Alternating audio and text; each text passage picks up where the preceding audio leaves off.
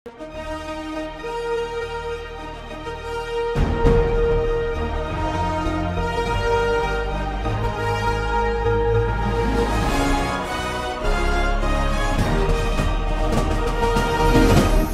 பார்த்து கொண்டிருப்பது உங்கள் ஜாஷ்வா டிவி. சகல ஜனங்களுக்கும் நற்செய்தி.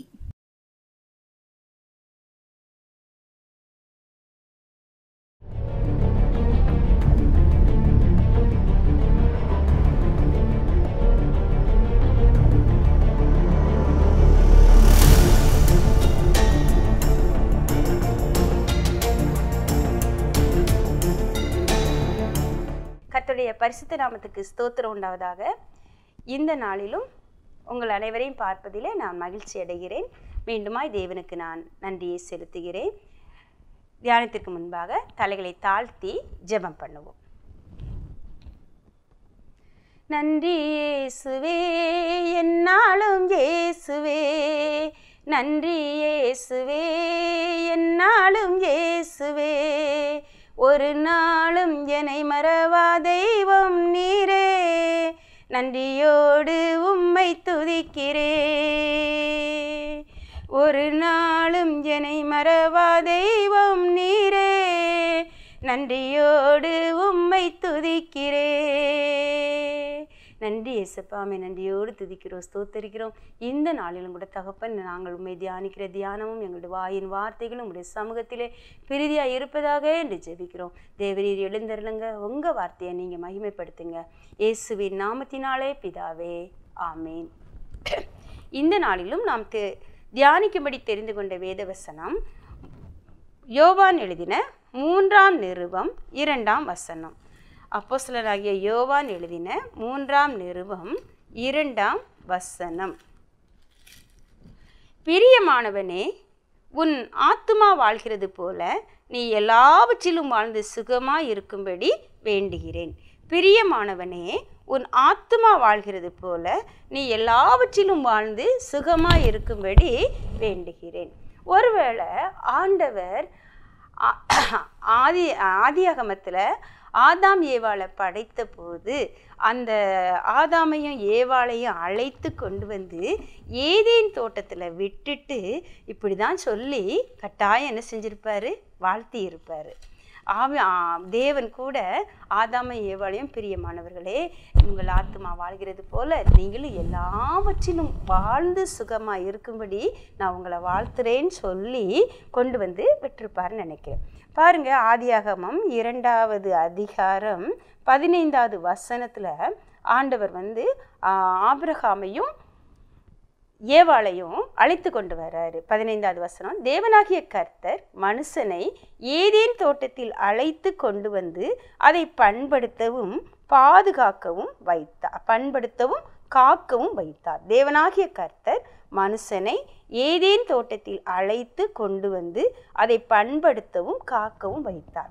முதலாவது அவர் ஆதாமை உருவாக்கி, ஆதாம மண்ணினால் மனுஷனை உருவாக்கி ஜீவாசுவாசத்தை ஊதி அவனை ஜீவாத்மாவை ஆக்கி அவனை என்ன செய்கிறாரு, ஏதேன் தோட்டத்துக்கு அழைத்து கொண்டு வந்து அப்படின்னு போட்டிருக்கு. அப்போ அழைத்து கொண்டு வந்து என்ன செஞ்சுருப்பாரு, அங்கே உள்ள அவனுக்காக உருவாக்கின அந்த கனி மரங்களை, அந்த சோலைகளை, ஆறுகளை, ஏரிகளை, ஒரு அந்த அழகான சூழ்நிலையில், ஒரு ரம்யமான சூழ்நிலையில் அவனை கொண்டு வந்து விட்டு அவனை ரசிக்க விட்டுருப்பாரு. அவன் ஓடி ஓடி ஓடி ரசிச்சுட்டு இருக்கும்போது கூப்பிட்டு, அப்போ சில எல்லாம் உனக்கு தான் ஏசப்பா, எனக்கு இது எனக்கா, இது எனக்கா, இது எனக்கான்னு அவர் கேட்க கேட்க எல்லாமே உனக்கு தான், எல்லாமே நீ விளையாட, நீ மகிழ்ந்திருக்க, நீ சந்தோஷமா இருக்க, நீ அனுபவிக்க, நீ அனுபவிக்கன்னு சொல்லி எல்லா ஆசீர்வாதங்களையும் அவர் என்ன செய்கிறாரு, கொடுத்துக்கிட்டே இருக்காரு. கொடுத்துட்டு சொல்கிறார், அவரை அழைத்து கொண்டு வந்து அவனுக்கு சில பொறுப்புகளையும் கொடுக்குறாரு.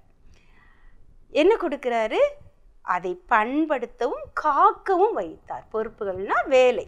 அப்போ வேலை செய்யாமல் இருக்கிறது நமக்கு ஆசீர்வாதம் கிடையாது. வேலை செய்வது தான் தேவன் தந்தருளின ஆசீர்வாதம். அது யாருக்காக? நம்முடைய நன்மைக்காக.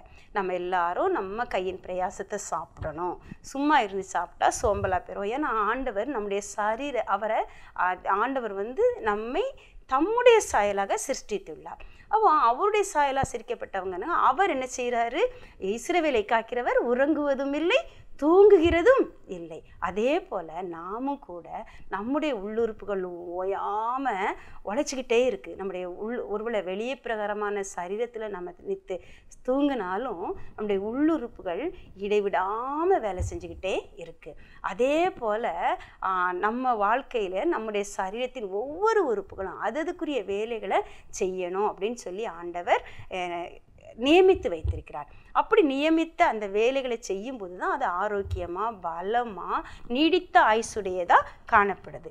இப்போ ஆண்டவர் ஆதாம அந்த தோட்டத்தில் அழைத்து கொண்டு வரமுன்ன அவனுக்கு எதுவும் குறைவாக இல்லை, எல்லாமே அந்த தோட்டத்தில் நிறைவாக இருந்துச்சு. அதே ஆசீர்வாதத்தை ஆண்டவர் நம்ம ஒவ்வொருவருக்கும் தந்திருக்கிறாரு. சிலுவையில் எல்லா ஆசீர்வாதங்களையும் அவர் சம்பாத்தியம் பண்ணி வச்சுட்டாரு. நம்ம யாரும் குறைவுள்ளவர்களாக இருக்கும்படி சிருஷ்டிக்கப்பட்டவங்க இல்லை. நம்முடைய நன்மைக்காக, நம்முடைய தேவைகள், நம்முடைய நன்மையான ஆசீர்வாதங்கள், நம்முடைய தேவைக்குரிய காரியங்கள் எல்லாமே அவர் வேதவசனம் சொல்லுது. நீங்கள் வேண்டிக் கொள்கிறதுக்கு முன்னே உங்களுக்கு இன்னது தேவை என்று அவர் அறிந்திருக்கிறார். ஆதாம் எனக்கு இது வேணும்னு சொல்லி ஆண்டவர்கிட்ட எதையுமே கேட்கல. அவனை படைச்சி அவனை தோட்டத்துக்கு அழைத்து கொண்டு வரும் முன்னே அவனுக்கு இன்னது தேவை என்று அறிந்திருந்த ஆண்டவர் அத்தனை தேவைகளையும் அவனுக்காக உருவாக்கி என்ன செஞ்சிருந்தார், வைத்திருந்தார். ஏவாளை கூட அவன் உடம்புக்குள்ளே தான் வச்சிருந்தார். ஏவாள் கூட வெளியரங்கமாக இல்லைனாலும் அவனுடைய உடம்புக்குள்ள சரீரத்துக்குள்ள அவனுடைய எலும்பா என்ன செஞ்சா அவனோடு கூடவே இருந்தான். அப்போ பாருங்க, நம்முடைய எல்லா தேவைகளும் ஆண்டவருக்கு தெரியும். எது நமக்கு தேவை, எது நமக்கு சந்தோஷம் கொடுக்கக்கூடியது, எது நமக்கு அத்தியாவசியம், எது ஆறுதல் அளிக்கக்கூடியது, எதெல்லாம் நமக்கு தேவைங்கிறது அவருக்கு தெரியும். எல்லாவற்றையும் அவர் உண்டு பண்ணி வைத்திருக்கிறார். அதினதின் காலங்களில் அதை தந்து எப்படி நம்முடைய பிள்ளைகளை பெற்று வளர்க்கும் போது அது கைப்பிள்ளையாக இருக்கையில் அதுக்கு என்ன வேணும், அது ஏந்த பிள்ளையாக இருக்கையில் அதுக்கு என்ன வேணும், அது நம்ம மடியில் தவழும்போது அதுக்கு என்ன கொடுக்கணும், நடக்கும்போது என்ன கொடுக்கணும், ஓடும்போது என்ன கொடுக்கணும், ஒருவேளை 5 வயதில் அதுக்கு கல்வியை கொடுக்கணும், 10 வயதில் அதுக்கு தேவையான சின்ன சின்ன ஒருவேளை சைக்கிள் மாதிரியான பொருட்களை நம்ம வாங்கி கொடுக்கணும். ஒருவேளை அது வாலிப பிள்ளை ஆகும்போது அதற்குரிய தேவைகளை சந்திக்கும். ஒருவேளை ஒரு சமுதாயத்தில் முழு மனிதனாக அவன் வாழும்போது அவனுக்கு ஏற்ற குடும்ப வாழ்க்கையை நம்ம ஏற்படுத்தி கொடுக்குறோம். அது போல் எப்பப்போ எது தேவைங்கிறத அறிந்த தகப்பன் அப்பப்போ அதினதின் காலங்கள் அதை தரும்படி நம்ம ஒவ்வொருவருடைய வாழ்க்கைக்கும் அவர் ஒரு பாதையை போட்டிருக்கிறாரு. அந்த பாதையில் சரியான நேரத்தில் சரியான ஆசீர்வாதங்கள் வந்து நம்ம எதிர்கொண்டு வரும்படி அவர் நம்முடைய வாழ்க்கையை வடிவமைச்சிருக்கிறாரு. நாம் இதை நம்பி கீழ்ப்படிந்து முன்னேறி செல்ல வேண்டியதுதான் நம்முடைய வேலை. பாருங்க, அவனுக்கு எதை கொடுத்தாரு அப்படின்னு சொன்னால், ஆண்டவர் எங்கே அவனை கொண்டு வந்தார் அப்படின்னு பார்த்தா அவனுக்கான ஏதேனுக்கு, அவனுக்காக அவர் படைத்த ஏதேனுக்கு அவனை அழைத்து கொண்டு வந்தார். முதலாவது அவனுக்காக அவர் படைத்த ஏதேனுக்கு அவர் அவனை அழைத்து கொண்டு வந்தார். அதே போலதான் தேவன் நாம் எல்லாவற்றிலும் வாழ்ந்து சுகமாய் இருக்கும்படி விரும்புகிற அந்த தகப்பன் நமக்காக படைக்கப்பட்ட ஒரு வாழ்க்கை, நமக்காக சிருஷ்டிக்கப்பட்ட ஒரு வாழ்க்கை, நமக்கென்று அவர் நியமித்திருக்கிற, திட்டமிட்டிருக்கிற, வடிவமைத்திருக்கிற அந்த வாழ்க்கைக்குள்ள நம் ஒவ்வொருவரையும் அழைத்து கொண்டு வருகிறார். இதை நம்ம விசுவாசிக்கணும். இந்த வேதவசன சங்கீதம் 18 இருக்கு, அவனுக்குரிய உயர்ந்த எனக்குரிய உயர்ந்த அடைக்கலத்தில் என்னை கொண்டு போய் விடுகிறார். ஸோ அது போல நமக்குரிய ஆசீர்வாதத்துக்கு நேராக தேவன் நம்மை நடத்துகிறார், நமக்கு நியமித்திருக்கிற பாதையில் நடத்துகிறார். அவர் கரங்களை பிடித்து நாம் செல்றோம் அப்படிங்கிற விசுவாசத்தோடு கூட நம்ம அவரோடு கூட செல்லும்போது அவர் நமக்கென்று வடிவமைத்த ஏதேனுக்கு, நமக்கென்று நாம் வாழ்ந்திருக்கக்கூடிய ஏதேனுக்கு, நாம் எந்த இடத்துல குடியிருக்கணும், நாம் எந்த இடத்துல வாழ்ந்திருக்கணும்னு திட்டம் பண்ணியிருக்கிற அந்த காரியத்துக்கு நேராக நம்ம நடத்தி கொண்டு போகிறார். ஸோ அப்போ நம்ம ஆண்டுடைய பிள்ளைகளாகிய நாம் இருக்கிற குடும்பம் தேவன் நமக்கு கொடுத்த ஏதேன், நாம் வேலை பார்க்குற இடம் தேவன் நமக்கு கொடுத்த ஏதேன், நாம் குடியிருக்கிற ஊர் தேவன் நமக்கு கொடுத்த ஏதேன், நாம் அங்கத்தினராக இருக்கிற சபை தேவன் நமக்கு கொடுத்த ஏதேன். ஸோ அந்த ஏதேனில், அந்த சபை, அந்த குடும்பத்தில், அந்த வேலை ஸ்தலத்தில், அந்த சபையில், அந்த ஊரில் நம்முடைய எல்லா தேவைக்கும் போதுமான எல்லா கிருபைகளும் எல்லா ஆசீர்வாதங்களையும் ஆண்டவர் உண்டு பண்ணி வைத்திருக்கிறார். ஆனால் ஒருவேளை ஏதேனில் வந்து கொய்யா மரம் ஒரு இடத்துல இருந்திருக்கலாம், திராட்சை தோட்டம் ஒரு இடத்துல இருந்திருக்கலாம், ஆப்பிள் மரம் ஒரு இடத்துல இருந்திருக்கலாம், ஆறு ஒரு இடத்துல ஓடிக்கிட்டு இருந்திருக்கலாம், அருவி ஒரு இடத்துல விழுந்துக்கிட்டு இருந்திருக்கலாம். ஆனால் இது எல்லாவற்றையும் போய் சுதந்திரத்து கொள்ள வேண்டியது ஆதாமோட வேலை. இவன் கொய்யாப்பழம்னு நினச்சோன்னா கொய்யாப்பழம் இவன் கைக்கு வரவோ இல்லை வாய்க்குள்ளேயோ என்ன செய்யாது, வராது. அவன் போய் கொய்யா மரம் இங்கே இருக்குன்னு ஆண்டவர் கூட்டி கொண்டு போய் காமிச்சிருப்பாரு. ஆப்பிள் தோட்டம் இங்கே இருக்குது, ஆரஞ்சு தோட்டம் இங்கே இருக்குது, திராட்சை தோட்டம் இங்கே இருக்குது, காய்கறிகள்லாம் இங்கே இருக்குது, இந்த பக்கத்தில் சிங்கங்கள் விளையாடக்கிற சோலை இருக்குது, இந்த பக்கம் கிளிகள் பறக்கிற சோலை இருக்குது, இந்த பக்கம் ஆறுகள் இருக்குது, இந்த பக்கம் நந்தவனம் இருக்குது, இந்த பக்கம் அருவிக்கரை இருக்குன்னு சொல்லி ஒன்றையும் கூட்டி கொண்டு அவர் ஒவ்வொரு நாளும் ஒவ்வொரு இடத்துக்கு பிக்னிக் மாதிரி என்ன செஞ்சிருப்பாரு, ஆதாமோட உலாவும் போது அழைத்து கொண்டு போய் காட்டியிருப்பார். ஸோ ஒவ்வொரு இடத்துக்கும் அவங்க போயிட்டு வந்திருப்பாங்க. நம்முடைய சொந்த வாழ்க்கையில் நாம் எப்படி ஜீவனம் பண்ணிக்கிறோமோ அதே போல் ஒரு நாள் பிக்னிக் போகிறோம், ஒரு நாள் அருவிக்கு குளிக்க போகிறோம், ஒரு நாள் ஆற்றுக்கு குளிக்க போகிறோம். இந்த மாதிரி ஆண்டவர் ஆதாம் ஏவாளும் கூட ஆண்டவரோடு கூட ரம்மியாக தம்முடைய காலங்களை அவங்க கழித்து கொண்டு இருந்தாங்க. ஸோ அப்போ ஆண்டவர் அந்த இடத்துல அவன் போய் அவனுடைய ஆசீர்வாதத்தை தேடி சுதந்திரித்து கொள்ள வேண்டும். அது போல தான் நம்முடைய வாழ்க்கையிலும் ஆண்டவர் நமக்கென்று நியமித்திருக்கிற ஆசீர்வாதங்கள் ஆங்காங்கே அதினதின் காலத்தில் அது வைக்கப்பட்டு இருக்கு. அதை தேடி போய் சரியான நேரத்தில் சுதந்திரித்து கொள்ள வேண்டியது நம்முடைய வேலை. அதனால தான் அவர் என்ன பண்படுத்தவும் காக்கவும் வைத்தார். அப்போ நம்முடைய ஆசீர்வாதங்களை, அப்போ ஒரு மரம் இருக்குது அப்படின்னா அந்த மரத்துக்கு தேவையான நீர் பாய்ச்ச வேண்டியது ஆதாமோட வேலை. தேவையான களை கழிச்சு கொப்பு கழிச்சு வெட்டி விட வேண்டியது ஆதாமோட வேலையாக இருந்துச்சு. ஒருவேளை தேவையில்லை அந்த இடத்த பண்படுத்த வேண்டியது. ஒரு நிலம் இருக்குது அப்படின்னு சொன்னால் அதை ஏற்ற காலத்தில் உழ வேண்டியிருக்கு, களை எடுக்க வேண்டியிருக்கு, கொத்தி நீர் பாய்ச்ச வேண்டியிருக்கு, என்னென்ன காரியம் வேலி அடைக்க வேண்டியது, பாத்தி கட்ட வேண்டியது, இப்படி பலவிதமான பண்படுத்தக்கூடிய வேலைகள் இருக்குது. அதே நேரத்தில் காக்கக்கூடிய வேலைகளும் இருக்குது. தவறான ஒரு ஏதோ ஒன்று ஒரு புழுவோ பூச்சியோ அதை அரிச்சு போடாதபடிக்கு அதை பாதுகாக்க வேண்டிய வேலையும் இருக்குது. ஒருவேளை ஒரு செடி வளரும் போது அது என்ன செய்யும், காற்றின் திசையில் சாயும். அப்போ அது சாயாமல் இருக்க ஒரு குச்சியை எடுத்து நட்டு நம்ம ஒரு கயிறு எடுத்து கட்டி வைப்போம். ஒரு கொடி நீட்டாக படரணும்னு சொன்னால் அதுக்கு ஒரு பந்தல் அமைப்போம். இந்த மாதிரியான சின்ன சின்ன வேலைகளை ஆண்டவர் ஆதாமுக்கு என்ன செஞ்சிருந்தாரு, கொடுத்துருந்தார். அதே போல தான் நம்முடைய குடும்பமாகிய ஏதேன் தோட்டத்திலையும் சரி, நம்முடைய சபையில் சரி, பணியிடங்களில் சரி, அதை பண்படுத்தவும் காக்கவும் நமக்குன்னு ஆண்டவர் கொடுத்த வேலைகள் உண்டு.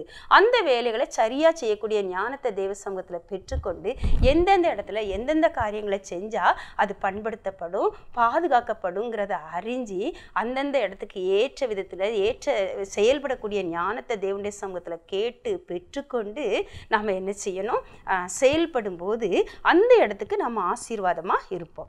அதே போல் ஆண்டவர் அந்த அவனுடைய இடத்துக்கு அவனை அழைத்து கொண்டு வந்தார். அழைத்து கொண்டு வந்தது அவன் அதை அனுபவிக்கவும், அந்த ஆசீர்வாதங்கள் எல்லாம் அவன் அனுபவிக்கவும் செய்யணும், அதை பண்படுத்தி பாதுகாக்கவும் செய்யணும். அப்போ முதலாவது அவர் அதை உருவாக்குனதின் நோக்கம் ஆசீர்வாதங்களை அவன் அனுபவிக்கும்படி. ஆனால் அந்த ஆசீர்வாதங்களை அவன் தொடர்ந்து அனுபவிக்கணும்னா அதற்காக அவனுக்கு கொடுக்கப்பட்ட பொறுப்பையும் அவன் என்ன செய்யணும், நிறைவேற்றணும். அதே போல தான் இந்த உலகத்தில் ஆண்டவர் நமக்கு தந்த குடும்ப ஆசீர்வாதங்கள், அதையும் ஆண்டவர் நமக்கு நியமித்த பொருளாதார ஆசீர்வாதங்கள், வேலையின் ஆசீர்வாதங்கள், இன்னும் உலகத்தில் எத்தனையோ ஆசீர்வாதங்களை நம்ம எதிர்பார்க்குற ஆசீர்வாதங்கள் எல்லாம் ஆண்டவர் நமக்கு ஆயத்தம் பண்ணி தான் வச்சிருக்கிறாரு. அதை ஏற்ற வழியில் நம்ம சுதந்திரித்து கொள்வது மட்டும் அல்ல, சுதந்திரத்தை அனுபவிக்கிறதுக்குரிய உரிமையை அவர் நமக்கு தந்திருக்கிறாரு. ஆனால் யார் ஒருத்தர் அந்த உரிமையை அனுபவிக்கும் போது அதை காத்து கொள்ள பிரயாசப்படுகிறார்களோ அவர்கள் மட்டும்தான் தொடர்ந்து அதை அனுபவிக்க முடியும். சிலர் என்ன செய்வாங்கன்னா, சில ஆசீர்வாதம் விதையா வரும், அந்த ஆசீர்வாதத்தை சாப்பிட்டுட்டா அதுக்கப்புறம் என்ன செய்ய முடியாது, அனுபவிக்க முடியாது. அப்போ விதையா வர ஆசீர்வாதங்களை விதைச்சா மட்டும்தான் அது இன்னும் வளர்ந்து நிறைய கனிகளை கொடுக்கும். அப்போ சில ஆசீர்வாதங்கள் விதையா இருக்கும், சிலர் ஆசீர்வாதங்கள் ஆகாரமாக இருக்கும். எது ஆகாரம் எது விதை அப்படிங்கிறதெல்லாம் கண்டுபிடிச்சு நம்ம என்ன செய்யணும், எந்த இடத்துல நம்ம தியாகமாக இருக்கணும், எந்த இடத்துல சந்தோஷமாக அனுபவிக்கணும், எந்த இடத்துல விட்டு கொடுக்கணும், அதுதான் பண்படுத்துறதுங்கிறது. இப்போ குடும்ப உறவுகளாக இருக்கும், வேலை ஸ்தலமாக இருக்கும். சில நேரம் நாம் நம்முடைய தீர்மானத்தை எடுக்கிறதுல உறுதியாக இருந்து சில காரியங்களை நம்ம என்ன செய்யணும், செயல்படுத்த வேண்டியிருக்கும். சில காரியங்களை சில நேரத்தில் விட்டு கொடுத்து நம்ம என்ன செய்ய வேண்டியிருக்கும், அந்த இடத்துல சமாதானத்தை உருவாக்க வேண்டியதாக இருக்கும். ஸோ எந்த நேரத்தில் ஆண்டவர் விட்டு கொடுக்க சொல்கிறாரு, எந்த நேரத்தில் உறுதியாக ஸ்டாண்ட் பண்ண சொல்கிறாரு, எந்த காரியத்தை அணைச்சி கொண்டு போக சொல்கிறாரு, எந்த காரியத்தை அதட்டி கொண்டு போக சொல்கிறாரு அப்படிங்கிறதுலாம் நமக்கு தெரியணும். அதுதான் பண்படுத்தி காத்துக்கொள்றது. கர்த்தராகிய நான் அதை காப்பாற்றி அதற்கு நீர் பாய்ச்சி ஒருவரும் அதை சேதப்படுத்தாதபடிக்கு இரவும் பகலும் காத்துக்கொள்வேன்னு சொல்லி தன்னுடைய திராட்சை தோட்டத்தை குறித்து ஆண்டவர் சொல்கிறாரு. அவர் அதே ஆண்டவருடைய சமூகத்தில், ஆண்டவரே நீர் எங்களோடு இருந்து எங்களுக்கு கொடுத்த பொறுப்பை நாங்கள் நிறைவேற்றத்தக்கதான ஞானத்தை தாங்க, சரியான நேரத்தில் சரியான நீரை பாய்ச்சக்கூடிய கிருபையை தாங்க, நீங்கள் எங்கள் கூட இருந்து எங்களை செயல்படுத்துங்கன்னு சொல்லி நம்ம ஆண்டவர்கிட்ட கேட்கும்போது ஆண்டவர் அந்த கிருபையை தருவார். எப்போ வேலி அடைக்கணும், எப்போ கற்களை, எந்தெந்த கற்களை பொறுக்கி தூரப்படணும், எங்கே மண்ணை சேர்க்கணும், இப்படிப்பட்ட காரியங்கள் எல்லாம் எப்படி ஒரு செடியை நம்ம ஒரு தோட்டத்தை நம்ம பண்படுத்தி பாதுகாக்கமோ அதே போல் நம்முடைய குடும்பத்தை நம்ம பண்படுத்தி பாதுகாக்கணும். நம்முடைய வேலை ஸ்தலத்தை, நம்முடைய டீமை, நம்முடைய சபையை, நம்முடைய சுற்றங்களை, உறவுகளை பேண்ற இல்லை எல்லா காரியத்திலையும் கூட எப்போ இறங்கி போகணும், எப்போ ஸ்டாண்ட் பண்ணி நிற்கணும், இந்த ஞானங்களை எல்லாம் ஆண்டவர் நமக்கு தரணும். ஆண்டவர் நமக்கு கொடுத்த ஆசீர்வாதங்களில் எதுவுமே எப்படி ஏதேனில் எதுவும் குறைவு இல்லையோ அதே போல் எல்லாமே நிறைவாக தான் இருக்குது. இது எல்லாமே நம்முடைய நன்மைக்காக தரப்பட்டது. பாருங்க, இப்போது ஏதேனில் ஆசீர்வாதமாக இருந்த வேலை 3ஆம் அதிகாரத்தில் அது ஆசீர்வாதமாக இருக்குது. 2ஆம் அதிகாரத்தில் ஆசீர்வாதமாக கொடுக்கப்பட்டது. பாருங்க, அவன் 16வது வசனத்தை 15வது வசனத்தில் ஆண்டவர் சொல்கிறாரு, அழைத்து கொண்டு வந்து மனிதனை அழைத்து கொண்டு வந்து அதை பண்படுத்தவும் காக்கவும் வைத்தார். அப்போ அவன் பண்படுத்தவும் காக்கவும் வைத்தப்போ அவன் சந்தோஷமாக எல்லாத்தையும் சுற்றி பார்க்க, அங்கே உள்ள மிருகங்கள் பறவைகளுக்கெல்லாம் பேர் விடுறான். ஆண்டவர் பார்த்தாரு, சரி எல்லாம் ஜோடி ஜோடியாக இருக்குது, இவன் மட்டும் தனியாக இருக்கான், இவனுக்குள்ளே இருக்க ஏவாளை இவனோட என்ன செய்வோம், சேர்ந்து விளையாட விடுவோம்னு சொல்லி அவனை உறங்க வச்சு எலும்பை எடுத்து ஏவாளை ஆக்கி அவனோடு கூட அவனையும் ஜோடியா ஃப்ரெண்ட்ஸாக ஏற்ற துணையாக ஒருத்தருக்கு ஒருத்தர் ஒத்தாசையாக பேச்சு துணையாக ஆண்டவர் என்ன செஞ்சார், உருவாக்கி விட்டார். இது எல்லாமே அங்கே நிறைவாக காணப்பட்டுச்சு, எல்லாமே நன்மையானதாக காணப்பட்டுச்சு. ஆண்டவர் கொடுத்த பொறுப்பும் அவனுக்கு ஆசீர்வாதமாக நிறைவாக இருந்துச்சு. ஆனால் 3ஆம் அதிகாரத்தில் பார்த்தோன்னு சொன்னால் இவங்க என்ன செய்வாங்க, ஆண்டவர் எல்லாத்தையும் கொடுத்துட்டு ஒரே ஒரு கட்டளை கொடுக்குறாரு, சகலத்தையும் அனுபவிக்க கொடுத்துட்டு இதை மட்டும் நீ செய்யாதம்மா, அதுக்கு ஒரு காலம் இருக்குது, அப்போ நான் உனக்கு தருவேன்னு ஒருவேளை அவர் சொல்லியிருந்திருக்கலாம், அவர் கொடுக்காமலாம் இருந்திருக்க மாட்டார். அந்த காலம் வரைக்கும் நீ பொறுத்துருன்னு சொல்லியிருந்திருக்கலாம். ஆனால் அவங்க கீழ்ப்படியமனால விழுந்து போய் தோட்டத்தை விட்டு வெளியே வர்றதுக்கு முன்னாடி ஆண்டவர் சொல்கிறாரு, நீ இனிமேல் என்ன செய்யணும், ஏதேன் தோட்டத்தை ஆசீர்வாதத்தை இழந்து போன, வெளியில் போ, அங்கே போய் நீ என்ன செய்யணும், வேலை செய்யணும். அப்போ அவர் என்ன சொல்கிறாரு பாருங்க, 17வது வசனத்தில் அவர் ஆதாமை நோக்கி, நீ உன் மனைவியின் வார்த்தைக்கு செவி கொடுத்து புசிக்க வேண்டாம் என்று நான் உனக்கு விளக்கின விருட்சத்தின் கனியை புசித்தபடியினால் பூமி உன் நிமித்தம் சபிக்கப்பட்டிருக்கும், நீ உயிரோடு இருக்கும் நாளெல்லாம் வருத்தத்தோடு அதன் பலனை புசிப்பாய். பாருங்க, ஏதேன் ஆசீர்வதிக்கப்பட்ட இடம், ஆனால் பூமி இவன் நிமித்தம் என்ன செஞ்சுட்டு சபிக்கப்பட்டுட்டு. ஏன் சபிக்கப்பட்டுட்டு, இவன் அந்த பூமியின் மண்ணினால தான் உருவாக்கப்பட்டவை. அந்த மண்ணை இவனை சபிக்கும்போது அந்த பூமியும் சபிக்கப்பட்டுட்டு, அந்த சபிக்கப்பட்ட பூமியில் நீ என்ன செய்யணும், அதை பண்படுத்தி இப்போ என்ன பண்ணணும், நீ என்ன செய்யணும், நீ உயிரோடு அது உனக்கு முள்ளும் குறுக்கும் முளைப்பிக்கும் வெளியின் பயிர் வகைகளை நீ புசிப்பாய், நீ பூமியிலிருந்து எடுக்கப்பட்டபடியால் நீ பூமிக்கு திரும்ப மட்டும் உன் முகத்தின் வேர்வையால் ஆகாரம் புசிப்பாய், நீ மண்ணாய் இருக்கிறாய், மண்ணுக்கு திரும்புவாய் என்றார். பாருங்க, இப்போ ஏதேனில் வேலை ஆசீர்வாதமானது. ஆனால் ஏதேனுக்கு வெளியே நம்ம வேலை செய்யும் போது அந்த வேலை என்னதான் மாறுது, பாடாக மாறிடுது, நோகமாக மாறிடுது, பாரமாக மாறிடுது, வருத்தமாக மாறிடுது. ஸோ அது என்ன வேலையாகவும் இருக்கலாம், எல்லா வேலையும் ஆசீர்வாதமான வேலை தான். அது தேவ சமூகத்துக்கு உட்பட்டு, தேவ நியமத்துக்கு உட்பட்டு, தேவன் நமக்கு நியமித்த பாதையில் தேவ ஆசீர்வாதத்துக்கு உட்பட்டு வேலை செய்யும்போது அது எவ்வளவு பெரிய வேலையாக இருந்தாலும், எவ்வளவு கஷ்டமான வேலையாக இருந்தாலும் அந்த வேலையை செய்வதற்குரிய பலனை, ஞானத்தை, கிருபையை தேவ சமூகத்திலிருந்து தர்றதுனால அது நமக்கு மகிழ்ச்சியாக இருக்கும், சந்தோஷமாக அற்புதமாக இருக்கும், ஆசீர்வாதமாக இருக்கும். ஆனால் தேவ சமூகத்துக்கு வெளியான வேலை, உள்ள தேவன் நமக்கு நியமிக்காத ஒரு வேலை, தேவன் நமக்கு கட்டளையிடாத வேலை, யாரோயோ பார்த்து எதையோ பார்த்து எப்படி ஏதேனில் எல்லாத்தையும் ஆண்டவர் கொடுத்துருந்தாரு, ஒன்றை மட்டும் இப்போ புசிக்க வேண்டாம், நீ இதை மட்டும் புசிக்கக்கூடாதுன்னு சொல்லியிருந்தாரு. ஆனால் அவன் ஆண்டோடைய வார்த்தையை அல்ல தட்டி மனைவியின் வார்த்தை, மனைவி சொல்லும்போது ஆண்டோடைய வார்த்தை அவனுக்கு ஞாபகம் வந்திருக்கும். ஆனால் ஆண்டோடைய வார்த்தையை மீறி மனைவியின் வார்த்தைக்கு செவி கொடுத்து அதை தெரிந்து கொண்டதுனால இன்னைக்கு தேவ சமூகத்தை விட்டு விலக்கப்பட்டு அதுவனுக்கு அவனுடைய தேவைக்காக இவன் பாடுபட வேண்டிய நிர்பந்தம் வந்துச்சு. அவனுடைய ஆகாரத்துக்காக தேவைகள், அந்த நிர்பந்தம் அவனுக்கு பாரமா வேர்வை சிந்தக்கூடியதா கஷ்டப்படுத்தக்கூடியதா மாறிச்சு. ஸோ நாம் இந்த நாட்களில் நாம் ஆண்டவர் நமக்கு தந்த ஏதேனில் திருப்தியாக இருப்போம். அவர் தந்ததில் நம்ம திருப்தியாக இருப்போம். அவர் எதையோ ஒன்று நமக்கு நிப்பாட்டி வச்சிருக்கிறாரு, இது இப்போ வேண்டாம், பிறகு பார்த்துக்கிடலாம், இதை நீ தொடாத, இது உனக்கு வேண்டாம் அப்படின்னு எதை விலக்கி வச்சிருக்கிறாரோ அந்த காரியங்கள் மேலே நம்முடைய கண்களையோ மனதையோ எண்ணங்களையோ செலுத்தாதபடிக்கு நம்ம எச்சரிக்கையாக இருப்போம். அவர் வார்த்தை எதுவோ, அவர் இது எனக்கு நியமித்தது, இது எனக்கு சந்தோஷத்தை சமாதானத்தை கொடுக்கு, இந்த சமாதானத்தை கெடுக்கக்கூடிய இன்னொரு காரியத்தை நான் செய்ய மாட்டேன். ஆண்டுடைய வார்த்தைக்கு மிஞ்சி எந்த ஒரு காரியம் ஐயோ இதை செஞ்சா என் சமாதானம் பெறுமோ அப்படின்னு யோசிக்கீங்களோ, அறியாமையினால கூட ஒரு ஆசை, அந்த ஆசையை தோன்றது, நம்முடைய ஆசையை தூண்டி விடுறது சத்ருவோட திட்டம். அந்த சத்ருவோடைய திட்டத்துக்கு நம்ம இணங்கி கொடுத்தோம் அப்படின்னு சொன்னா நம்ம உள்ளதையும் இழந்து போயிடுவோம். அடுத்தால நம்முடைய சின்ன வேலைனா கூட அது ஆண்டவர் நமக்கு தராத வேலையாக இருந்தால் அது பாரமாக மாறிடும். ஸோ அது ஊழிய காரியமாக இருக்கலாம், உலக வேலையாக இருக்கலாம், அது ஒருத்தரோட பார்வைக்கு அது மிகப்பெரிய கஷ்டமான காரியமாக கூட இருக்கலாம், இன்னொருத்தரோட பார்வைக்கு நாம் செய்கிற வேலை கஷ்டமானதாக இருக்கலாம், நம்முடைய பார்வைக்கு இன்னொருத்தர் செய்கிறது கஷ்டமானதாக இருக்கலாம். ஆனால் ஆண்டவர் நியமித்த வேலையாக இருந்தால் அது எவ்வளவு பெரிய கஷ்டமான வேலையும் அவரவருக்கு ஆண்டவர் கொடுத்த வேலை எளிதான நுகமே. அதுதான் ஆண்டவர் அவரவருக்கு நியமித்த சிலுவை, அவனவன் தன் சிலுவையை எடுத்துக்கொண்டு என்னை பின்தொடர்கொண்டவன் அப்படின்னு சொல்லப்பட்டிருக்கு. அப்போது அந்த பண்படுத்துறது, பாதுகாக்கிறது, கொடுக்கப்பட்ட வேலை எல்லாமே ஆசீர்வாதம் தான்.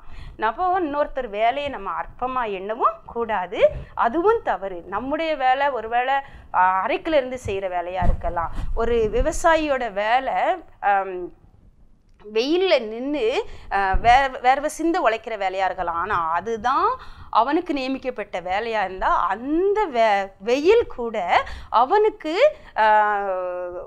ஒருவேளை மதுரமாக இருக்கக்கூடிய உடல் அமைப்பை ஆண்டவர் அவனுக்கு கொடுத்துருவார். அவர் அவனுக்கு கொடையாக வருவார், மேகமாக வருவார், நல்லா வருவார், இளைப்பாறுதலாக வருவார். அவன் சரீரத்துக்குள்ளே அதற்குரிய அமைப்புகளை அவர் உருவாக்கி கொடுக்க அவர் போதுமானவராக இருக்கிறார்.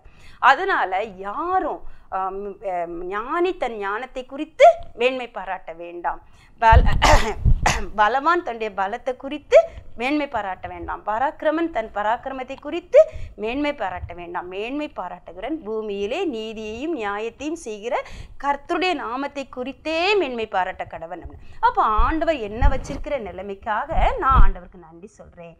நான் சிறு கூட்டமாக இருக்கேனா சந்தோஷம், அது ஆண்டவர் எனக்கு கொடுத்த சிலுவை. நான் தனிமையாக இருக்கேன்னா அது ஆண்டவர் எனக்கு கொடுத்த சிலுவை. ஒருவேளை அவங்க கூட்டமாக கூடி நிறைய பேராக இருக்காங்களா, அதுவும் ஆண்டவர் அவங்களுக்கு கொடுத்த கிருபை. ஒருவேளை அப்போது இது ஆண்டவர் யார் யாருக்கு எதை எப்படி நியமிச்சிருக்கிறாரோ அப்படி அவங்க அனுபவிக்கட்டும். இதில் பொறாமப்படுறதுக்கோ பரிதாபப்படுறதுக்கோ கவலைப்படுறதுக்கோ எதுவும் இல்லை. என்னுடைய நுகத்தை சுமக்க என் தேவன் எனக்கு பலன் தருகிறவர், அவங்களுடைய நுகத்தை சுமக்க அவங்களுக்கும் பலன் கொடுக்கிறார், அவங்களுடைய காரியங்களை அனுபவிக்க அவங்களுக்கு பலன். இந்த விசுவாசத்தோட நம்பிக்கையோடு நம்ம காத்திருக்கும் போது நம்முடைய ஏதன் நமக்கு மகிழ்ச்சியான தோட்டமா, நிம்மதியான தோட்டமா, சமாதானத்தை கொடுக்கிறதா, சந்தோஷத்தை கொடுக்கிறதா இருக்கும். ஸோ நமக்கு கொடுத்த ஏதேனை பண்படுத்தி காத்துக்கொள்வோம், பரிபூரண ஆசீர்வாதத்தை சுதந்திரித்துக் கொள்வோம். தரைகளை தாழ்த்தி ஜெபம் பண்ணுவோம். நன்றி தகப்பனே, நன்றியோடு துதிக்கிறோம், ஸ்தோத்திரிக்கிறோப்பா. நீர் எங்களுக்கு தந்திருக்கிற ஏதேனுக்காக, குடும்பங்களுக்காக, பிள்ளைகளுக்காக, பணியிடங்களுக்காக, பணிக்காக, ஆண்டவரே ஊழியத்துக்காக உமக்கு நன்றி செலுத்துகிறோப்பா. எங்களுக்கு நீர் கொடுத்ததில் நாங்கள் திருப்தியாய் மனரமியமாய் இருக்க, அநேகருக்கு ஆசீர்வாதமாய் ஆண்டவரை நாங்கள் காணப்பட கர்த்தர் அருள் செய்யுங்க. ஆண்டவரே அந்நிய காரியங்களில் தலையிட்டு கொண்டு நாங்கள் பாடுபடுகிறவர்களாய் இராதபடிக்கு ஆவியானவர் எங்கள் ஒவ்வொருவரையும் காத்துக்கொள்ளுங்க. இயேசுவின் இன்ப நாமத்தில் ஜெபிக்கிறோம் நல்ல பிதாவே, ஆமேன்.